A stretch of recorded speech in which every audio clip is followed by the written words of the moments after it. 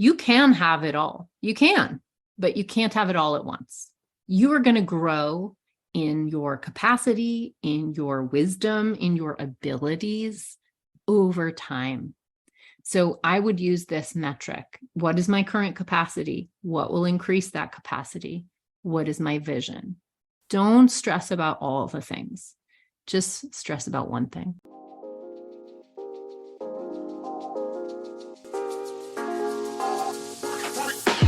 Welcome to the Sunlight Podcast.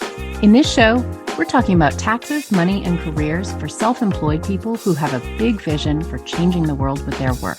I'm your host, Hannah Cole, artist, tax pro, and the founder of Sunlight Tax. If you're a creative or soul-centered entrepreneur or wellness practitioner who wants to grow your business sustainably, manage your taxes, and build a stash of fuck you money so you can control your time and have a bigger impact with your work, you are in the right place.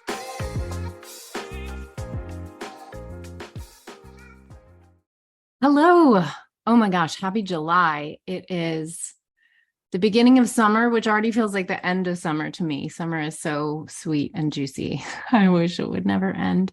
So I've been thinking today, this was prompted by a listener who asked me to talk more about focus. I did an episode recently on how I focus in my own work. And I wanted to talk today about some additional ways that I focus and some metrics that I use to decide on what to focus on next. So I think those metrics will be helpful for you. I want to start by just telling you a little story and push back on some advice that I see given to specifically to artists, but this may apply more broadly. So I just want to say to everybody listening that I think you can do all the things, actually, right? Counterintuitively. The thing is, you can't do them all at the same time. So it's really important to take things one at a time in order to really give your full attention and energy to things and to do them well. To me, working on a bunch of different things at the same time, the only thing that accomplishes is you getting a bunch of stuff done really badly. Right? And why bother, right? I learned this as an artist, like who needs more half-assed paintings in the world? Literally no one. Like who cares about okay artwork? To me, why make art if it's not going to be excellent, right? So I guess I feel that way about all things. Why put your energy into work that's just okay? Like better to focus and do things that are really good. When you make work that is so good, you feel proud of it. You feel energetic about talking about it. You feel like it really will help people. This is a sort of attitude that I learned as an artist because of being an artist. But you know what? I just think it's true for everybody. Why bother doing anything but excellent work?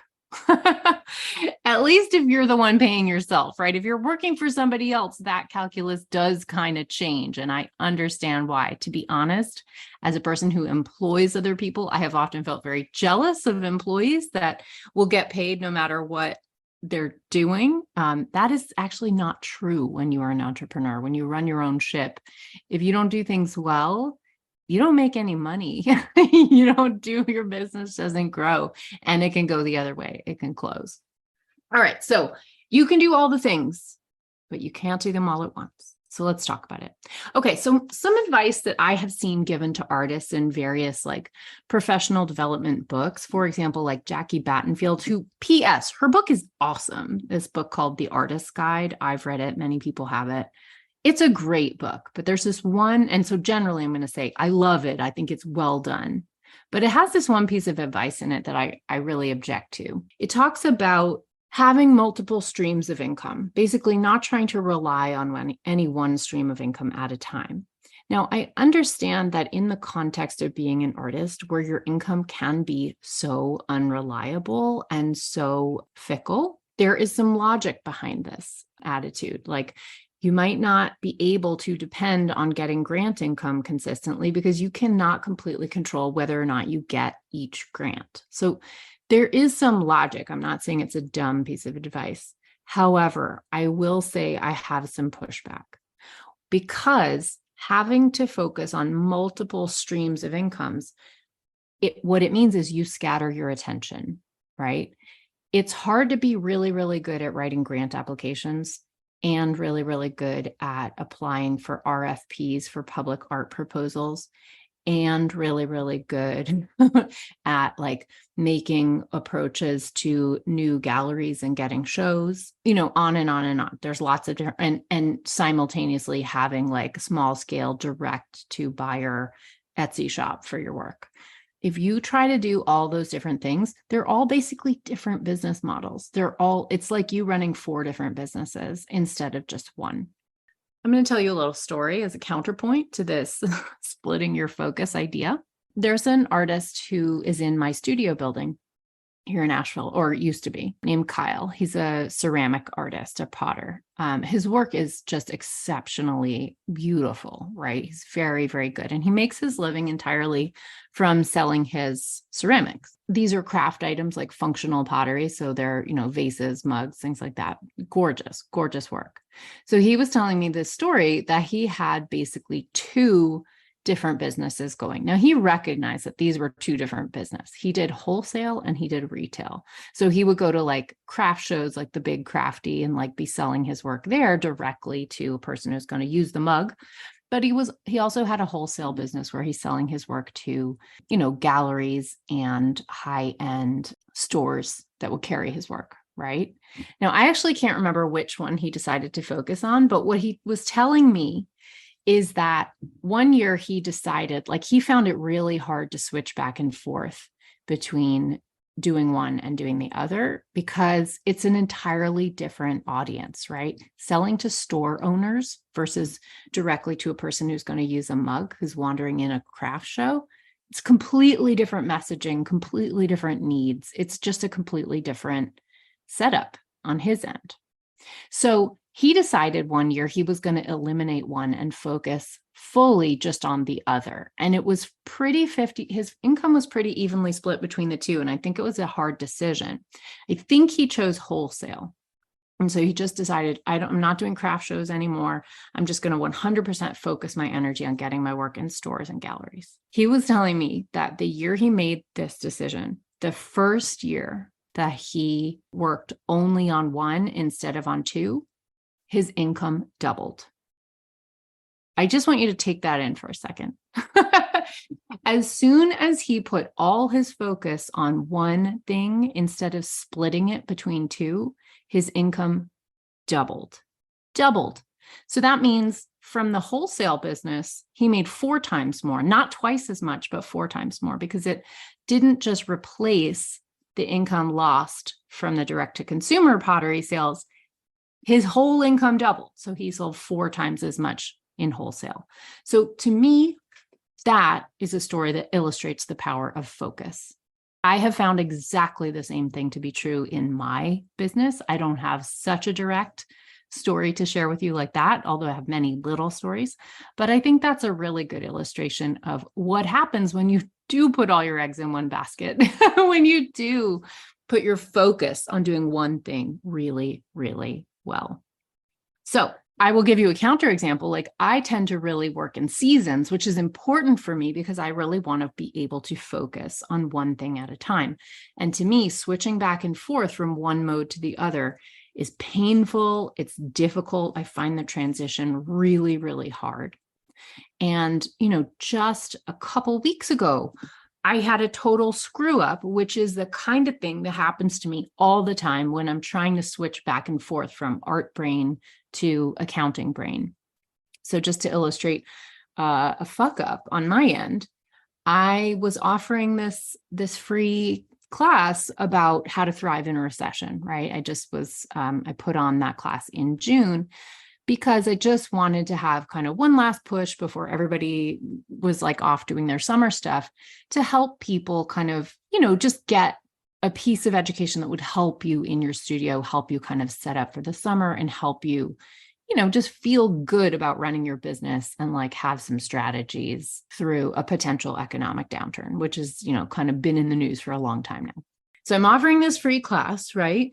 But what I'm really trying to do over the summer, here you are listening to my podcast. This is me contact switching back into Sunlight Tax. But really what I do over the summer is I'm painting a show. I have a solo show in November. So I'm working on producing a show of painting and sculpture. And so I'm not really home at Sunlight Tax too much over the summer. I do have a team and I do have people running it. So don't worry. It's still going on and I do check in. But anyway, I was offering this class and I have a whole system kind of in the back end about like, I send announcements, I send reminders. I have like a whole email sequence set up to remind people to show up. So I'm in my studio, really excited about this work that I'm making. In fact, I had a great week in the studio is why this happened. And the next week I had sort of on my schedule the time, like check back into Sunlight Tax, do the tasks that are outstanding. And I look to see, and it's the day before I'm putting on this free class. Now I was expecting, this time last year, I had maybe 200 to 300 signups for this class. And so I'm like checking in to see how many people are signed up, expecting something in the low hundreds. And I look and there's 25 people. And I'm like, oh my God, what happened? And it just hits me looking at that number. Oh my God, I was so excited about my studio that I just completely forgot to announce that I was offering this class. In fact, I don't even know how the 25 people did sign up because I never sent an announcement. So it's the day before the class. We did manage to like do a little last minute push and, a couple, maybe 100 people signed up. And if you were one of them, I'm very grateful to you. And I hope you got a lot out of the class. But the point is, me being focused on my studio over the summer means it's really easy for me to screw things up in Sunlight Tax, right? It's really easy for me to drop the ball. So I find I do my best work when I am all in, right? That's how I work. And my friend Kyle is a good example of how that can have a huge income impact on your bottom line as well. So let's talk about focusing on one thing at a time, doing your best work with a sense of focus. A piece of wisdom that I picked up when I was in Rachel Rogers' program. If you don't know Rachel Rogers, she's a really, really awesome business coach. She's a lawyer and a coach. She happens to live in North Carolina, but she's from New York. And she's really focused on like teaching women, Black and brown women specifically and especially, how to just like have better businesses, build better businesses in the world and make more money. So in her program, she taught not to offer a million different offerings in your business, but to offer one thing that you put all your stuff into, right? So offer one group coaching program where anytime you offer a new course, you just put it into that program. So the cool thing about that, right, is that if you have one program where everything you do goes into that program, then the people who are in that program, what they're getting is awesome. What they're getting is all of you, all of your attention, all of your energy, all of your creativity is going into this one thing. It also means on the back end for you as the business owner, you only have one type of sales you need to do. You don't have to have a launch plan for 6 different offerings, right? Because you need a marketing plan for every single thing you offer. And when you're only offering one thing, you can offer it more frequently and you can offer it more effectively, and you can hone in on exactly the messaging and the launch plan that helps to get sales of your program.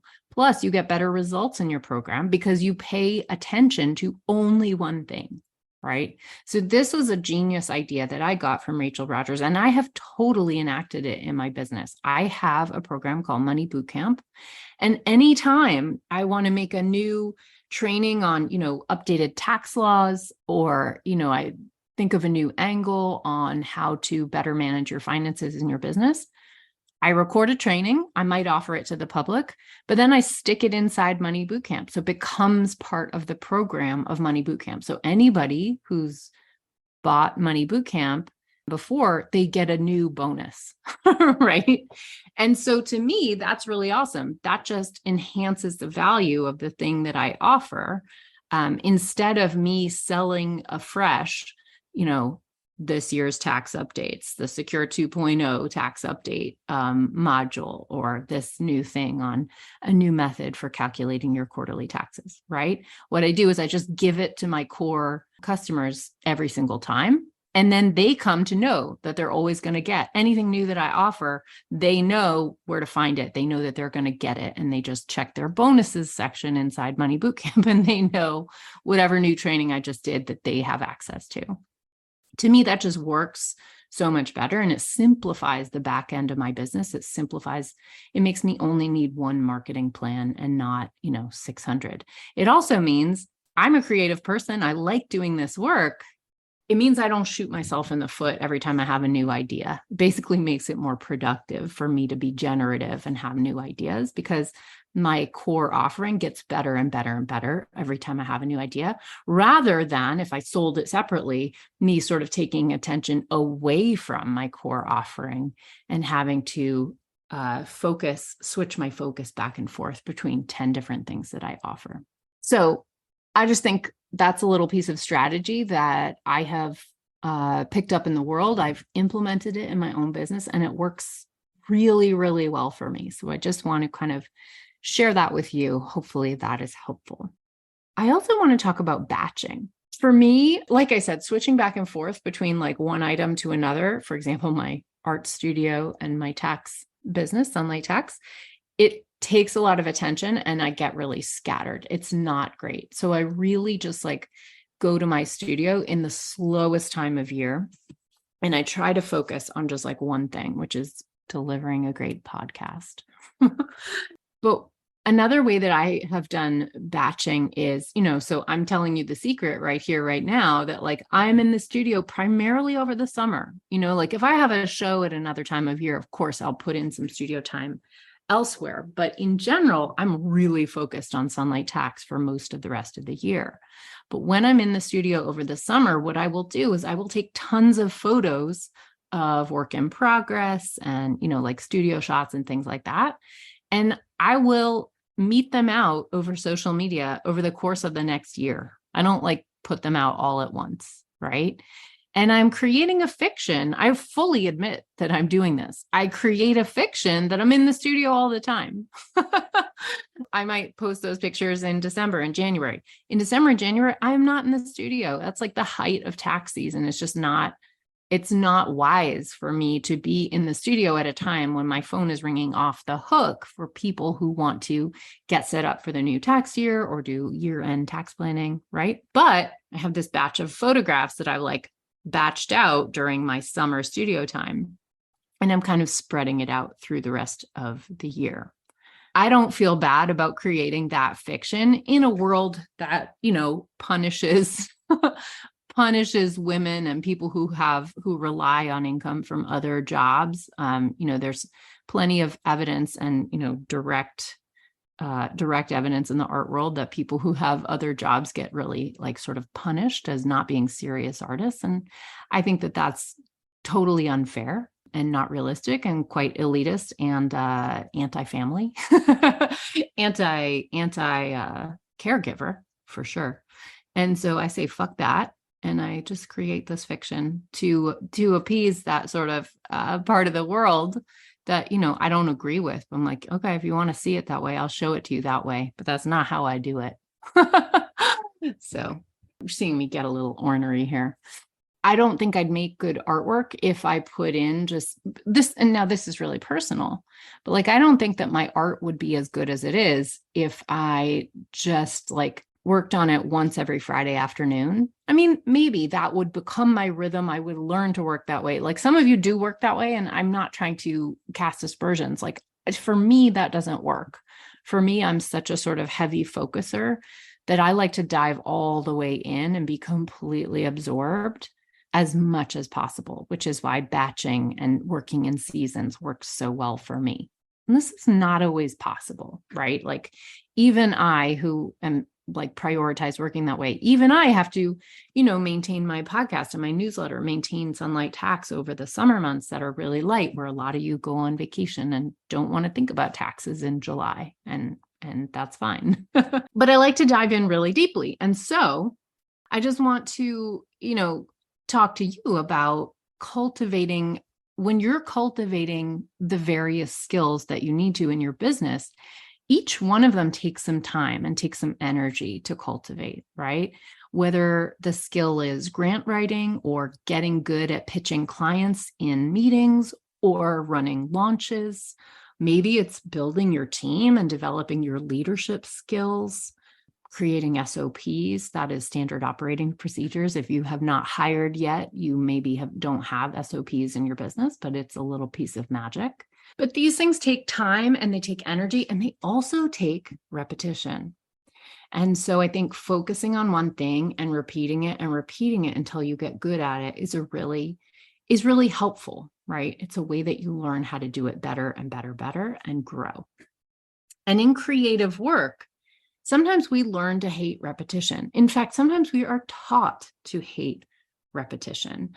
Repeating something doesn't feel creative. We want to create, we like that generative act. We like doing it the first time where you learn all that stuff and you have all that creative energy, but then repeating it the creativity starts to feel like it dissipates and you want to move on to the next thing, right? A lot of us get bored when things get too repetitive. And that's not just creative people, but it is creative people especially. There's even official teaching in the creative world that we shouldn't repeat ourselves, right? That it's actually negative and not creative. And I want to illustrate this with an example from my own life. Like I remember a studio visit in graduate school. It was Dana Schutz. She's a fantastic painter. If you're not in the art world, Dana Schutz is just a fabulous painter, also a very, very wonderful human being. So this was a great studio visit, but I remember her saying to me, because I was painting a lot of pattern in my work at the time. And I remember her saying, like, don't paint that. Don't paint the pattern. You can imply a pattern, but don't actually spend your time on it. And I was just thinking, right, yeah, I understand the logic there. Like you want to spend your time only on the quote creative parts of a painting, right? And this is not quote creative, but I actually have a really different attitude about pattern in my work, right? Like maybe it's because I have a mild OCD that I really love pattern, but I paint intricate, ridiculously detailed patterns in my work. I have for a long time, and I really, really like it. Partly, I think because I have this mild OCD, it actually is very soothing to me. I find pattern to put me in a state, almost a trance state. And so I do these complex, difficult, detailed patterns, and it actually serves to me as a form of meditation. And as funny as it is, like the painting is different with it versus without it. Like it makes a difference. And it gets me into a state of deep focus. And the funny thing is that this same quality of sinking into a deep, repetitive task is something I have translated from my painting to my tax work. So doing taxes, a lot of why people hate it is that it is also very detailed and very repetitive. And I find that I actually enjoy that about it.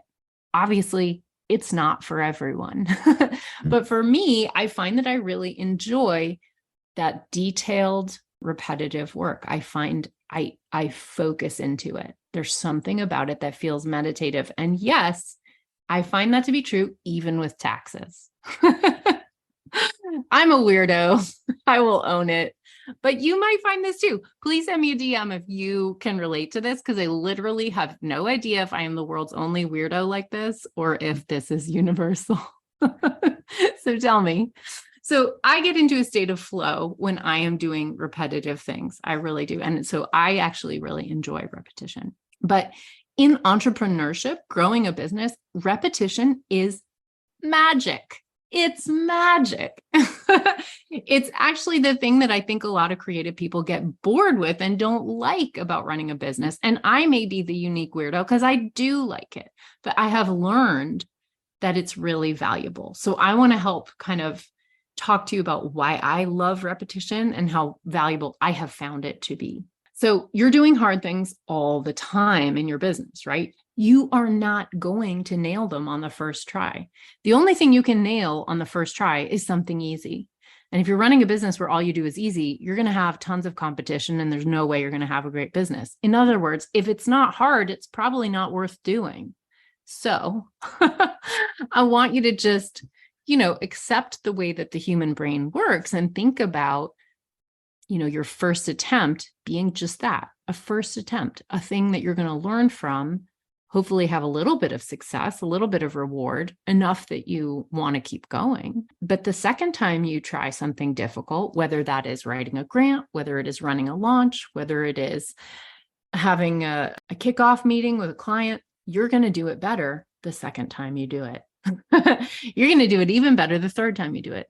You're even better the fourth, and then better the fifth, et cetera, et cetera, et cetera, right? We get better with things with practice. So I realize that some of you are already like tuning out and like, oh my God, that sounds so boring.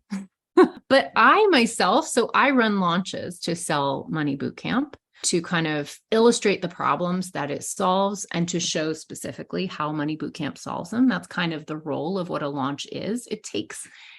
It's not a product that exists elsewhere in the world. And so I have to really showcase what it is, what it solves, and how I do it, and how it's going to work for somebody, and what results somebody can expect to get, right? That is the point of my launches when I launch my program, Money Bootcamp.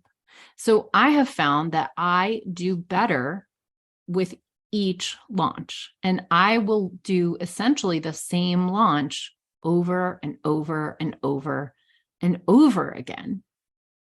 And it gets better, right? So a lot of you feel like you might be bored out of your skull doing work like that, but I found ways to make it feel fascinating.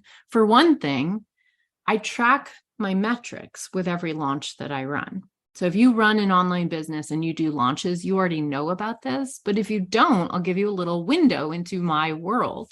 So I talk about Money Bootcamp. I open up these sort of problems that people have in their businesses and how Money Bootcamp is built to solve them. And I will track the metrics of how many people came to the free class where I'm teaching about these problems and how to solve them, right? So how many people signed up for the class? How many of those people actually showed up to the class? How many of the people who showed up to the class actually joined the program?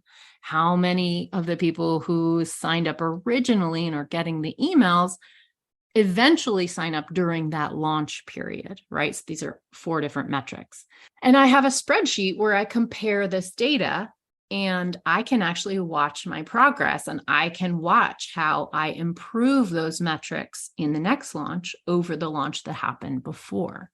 And I can work on things. It will show me. So for example, if I advertise my free class where I'm going to talk about the problems and talk about the solutions, I advertise that free class and I get tons of people signing up, but then only, 20% of those people actually show up to the class. I know that I need more effort getting people who've signed up to show up. And so I built this thing that is called, in my world, a show up sequence. It is an email automation that says like, hey, welcome. I'm so excited. Here's some things to think about. Remember, this is the date. This is the link to join. I'm so excited. And so it's just emails being like, hey, remember this thing you signed up for? It's free. You were excited about it. Let's stay excited about it. And it's going to be on this day, right? That's my show up sequence. So I have built that and I tweak that and I watch those metrics to see like, okay, can I get my show up rate higher than 20%? And yes, I have. I've gotten it very high, but it is through watching the data that I can see where my problems are, where the disconnects are, where people aren't feeling inspired, where they don't get what I'm saying, right? And so I'm watching that stuff, and that becomes a way to sort of like feed me little clues about where I can improve my process. So it also helps me know, because there's so many different things you can try in a launch, and there's a whole world of online business people who be like, try this strategy, and you can spend a lot of effort like trying a whole bunch of different strategies, and some of them work really well and some of them don't. So that spreadsheet, those metrics, they help keep me focused on the metrics that really move the needle in my business and show me where my effort is worthwhile versus where it is not. This helps to keep my launches, which can be overwhelming and very difficult. It keeps them focused on the things they need to be focused on and stops me from scattering my attention to all kinds of bells and whistles that are not necessarily helping anything. Doing the repetition of one launch after another thing it does for me is it helps me survive if I have a terrible launch. Like occasionally something happens. I had a launch once on January 6th, and right in the middle of my launch, this news started coming out. I know most of you are thinking January 6th, that date is quite familiar to me, right? So I'm in the middle of this like live launch and I'm doing my thing. And I start seeing the chat explode where people are like, are you watching the news right now? Are you seeing that people are storming the Capitol building? So, there are things that happen that are way beyond your control. Maybe people storm the United States Capitol while you're in the middle of your like one time only big event, which happened to me. And so that launch was, you can imagine, a little bit distracted. People were rightfully really upset about an event that was happening out in the world. And so I'm not going to comment on January 6th, but just to say like, weird shit happens in the world. Oh my gosh. So, it helps me like doing that repetition of this launch one after another and having a next one on the schedule already. It just helps me survive when a launch does not go the way I planned. And it's the, numbers are more terrible, very disappointing from where I expected them to be. Okay. All right. So that is my spiel on repetition and why it's really good and why I'm totally pro. You may be, you may not be, but at least you can learn from me the sort of like the case for repetition. The second part of what I want to talk to you about to focus is the expense of contact switching and the value of focusing on one thing at a time. Okay. So what is contact switching? If you haven't heard that term before, I think it comes from computer science, but it's the idea of when you move your focus, you move your attention from one thing to another, it's cognitively expensive. You get tired. Your brain gets tired when you move back and forth from one item to another. Small side note, this is why email is exhausting. And this is why I don't check email first thing in the day, because your inbox represents a massive amount of contact switching, because one email will be about an event you're doing. One email will be about like a billing issue. One email, it will be about all sorts of different things at the same time. So you're going from one mode to another, back and forth over and over and over again. So I don't know if you've ever had the experience of like running through a full inbox and solving all those things and then feeling like you didn't have the energy to do a big project afterwards. Email is exhausting for that reason, because contact switching, moving your focus, your attention back and forth between things is cognitively expensive. So I have learned to batch my work for that reason. And I tend to work whenever I can in seasons, right? If my entire audience is going to go on vacation in July and August or not be in their teaching job anymore and really switch their focus, then I don't need to have my foot on the accelerator of my business during the summer months. And in fact, maybe that's the time for me to bring my business down to its minimum viable operability and go make my own work in the studio, right? Or do the big projects for Sunlight Tax, which is what I do.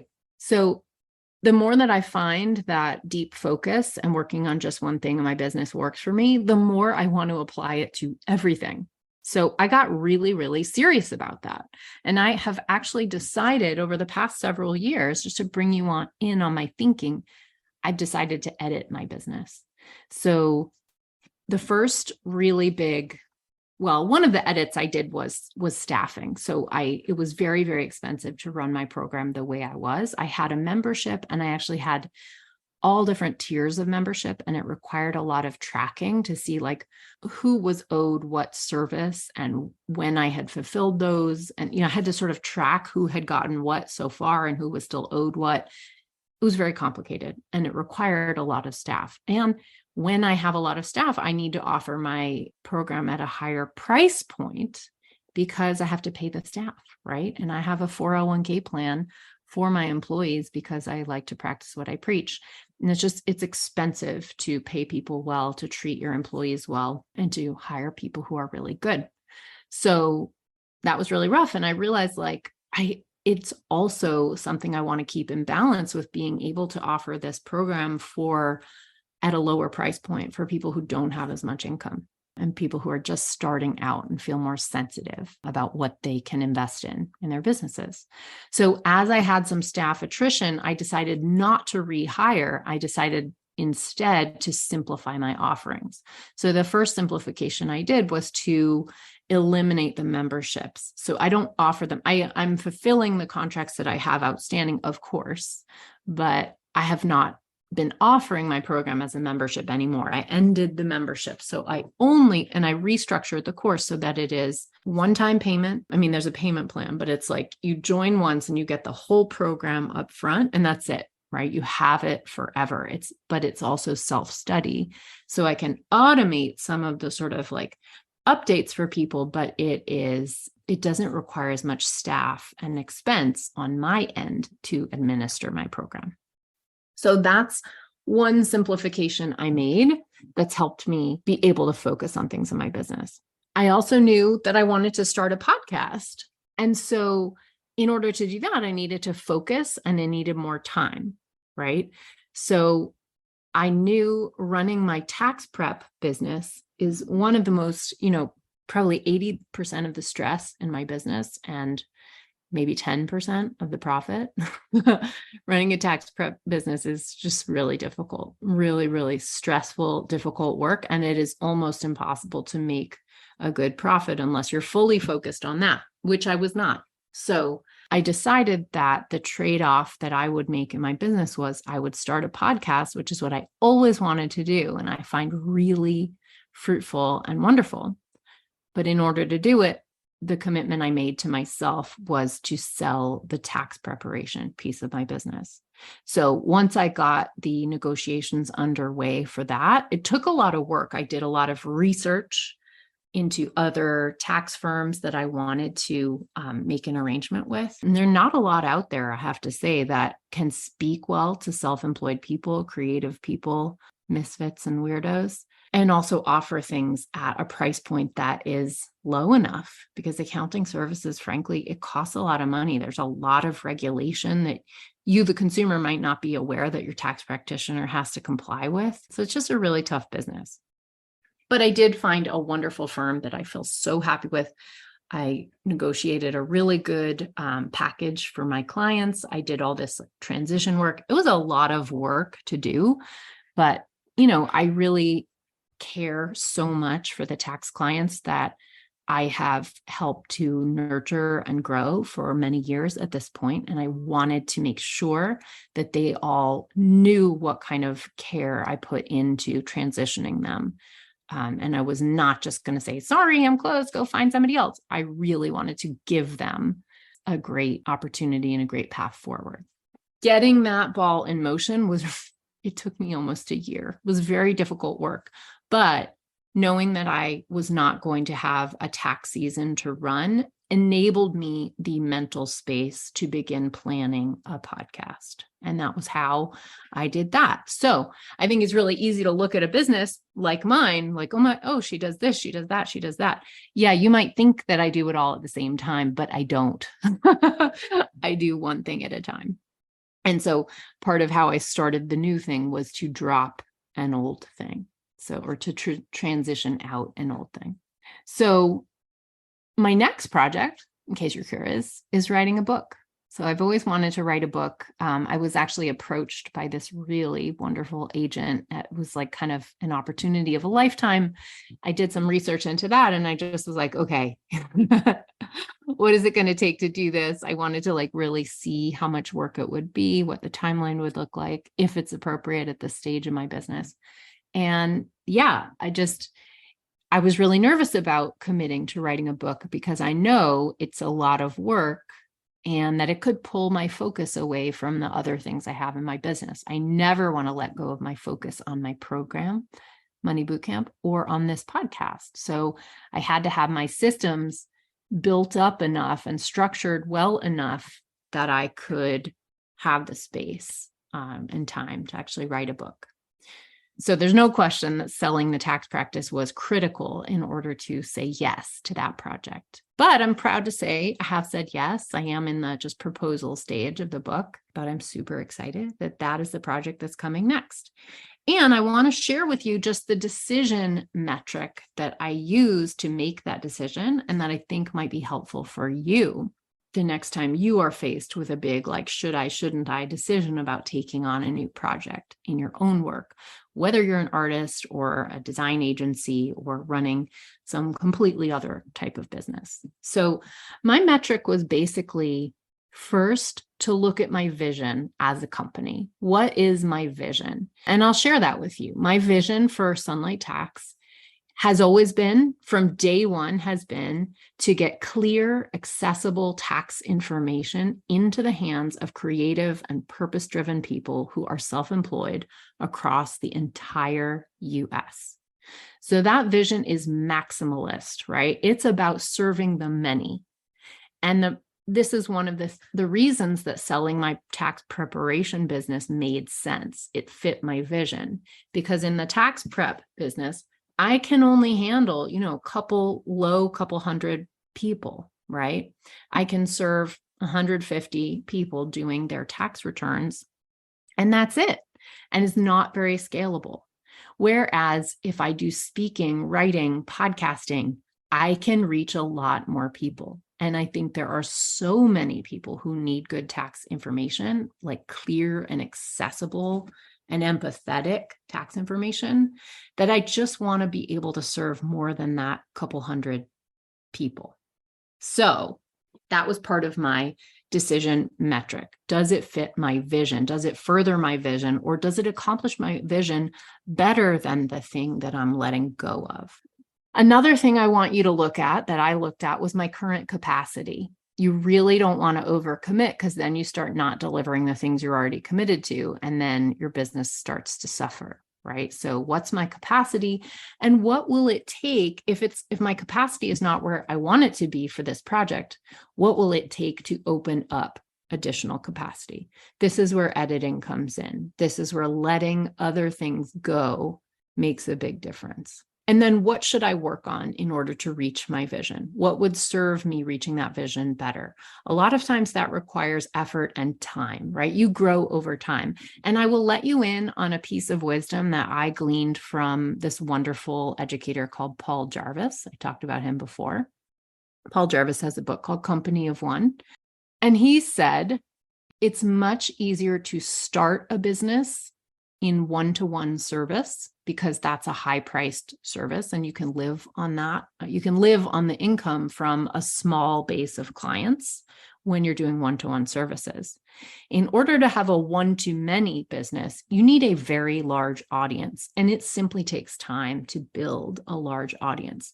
If you want to live off of the sales of a $29 book, you're going to have to work your ass off growing an audience big enough to be able to live off $29 increments. And I frankly could never have done that in year 1, year 2, year 3, year 4 of my business. It's been years to build to the point that I have right now. And so Paul Jarvis would say, build your audience over time and then transition from one-to-one service to one-to-many service as you grow your audience. So basically, I'm undergoing that transition at the moment. I love my one-on-one work, and I'm not sure I will ever give it up, because I simply love hearing, talking with individual people about their tax concerns, their business setup concerns. It makes me feel in touch with what's going on with people, what people are worried about today versus 2 years ago. So I'm not sure I'll ever let that go. But, as you scale a business, of course, it becomes harder and harder to serve a lot of one-on-one people.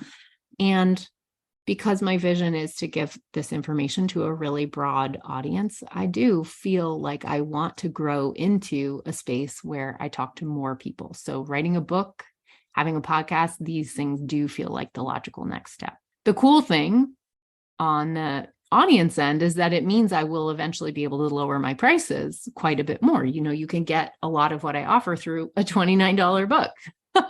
And there's a whole audience I've never been able to serve at that price point. I'm still not there yet, to be honest, but I'm hoping to get there. So, okay. So those are my metrics for how I decided. I decided, what is my vision? What is my current capacity? What will it take for me to open up more capacity? And what can I be working on to reach my vision? All right. So I hope that metric has been kind of helpful for you if you're struggling with what should I work on next? Should I take on this project or not? Do I want to transition my business from this thing to that thing? Basically, just like, how do I spend my limited amount of energy and focus to get as far towards my vision for the world as I want to? So yeah, I want you to think about that. I hope that this has been helpful for you. So you can, to just summarize the takeaways here, you can have it all. You can, but you can't have it all at once. You are going to grow in your capacity, in your wisdom, in your abilities over time. So I would use this metric. What is my current capacity? What will increase that capacity? What is my vision? Don't stress about all the things. Just stress about one thing, just one thing at a time. Part of getting focus is settling the hard stuff in your business. This is what my vision is. It is to help people like you with the hard stuff so that you can go back to focusing on, what your vision is, whether it is serving design clients, whether it is making the most amazing sculptures or dance performances, or maybe it is caring for a particular community. So to serve my mission, to help you serve your mission, my mission is to help you get settled, get that hard stuff kind of under your belt and that machinery set up so it's on autopilot. So part of getting your focus and settling that hard stuff, like paying yourself, getting your bookkeeping set up, paying your quarterly taxes, establishing retirement accounts and putting money into them, getting these things onto autopilot so that you can focus, knowing that the machinery is in place and is keeping you safe. Guess what? I made a private podcast series to get you started on that. It's free. It's like my most valuable little nuggets of business setup for you. It answers some of the questions you didn't even realize you had, like, how do I pay myself? Like, what is the mechanism? So it's totally free. It's 4 short episodes, and they teach you 3 really valuable nuggets to get you started. And in episode 4, I tie it all together and I show you with math the money that you can pull out of the air by adding all of these steps together. So if you're interested in joining that free private podcast, you just have to sign up. And the reason there is because I send emails alongside the private podcast to help kind of nudge you to actually take the actions that are inside of those podcast episodes. So you can get the free private podcast series, just a 4-part series. It's a great thing to do over the summer when you have a little extra space and reflection time to maybe implement a couple key little items in your business. So you can get these at go.sunlighttax.com/private. It's a series I'm really proud of. It's something I built recently. If it has any bugs, please let me know because it's brand new. But I hope you enjoy it. It's called the Money Tune-Up series. It's totally free. It sends you some email nudges and it'll help you get some stuff set up so you can help yourself stay focused, getting that machinery of the business in place so that you can focus on the bigger vision, which, let's face it, that's the whole point. All right. Thank you so much for listening to me today. I so appreciate all of you. Send me a message at Sunlight Tax on Instagram. I love to hear from you, and I will talk to you soon. Bye. Thank you for listening. If you like the show, be sure to subscribe, leave a review. It really helps, and share it with a friend. I'm so grateful. This podcast is for education and entertainment only. Nothing in this episode should be taken as individual tax or financial advice. You can find all the tools, books, and links we reference at sunlighttax.com/podcast.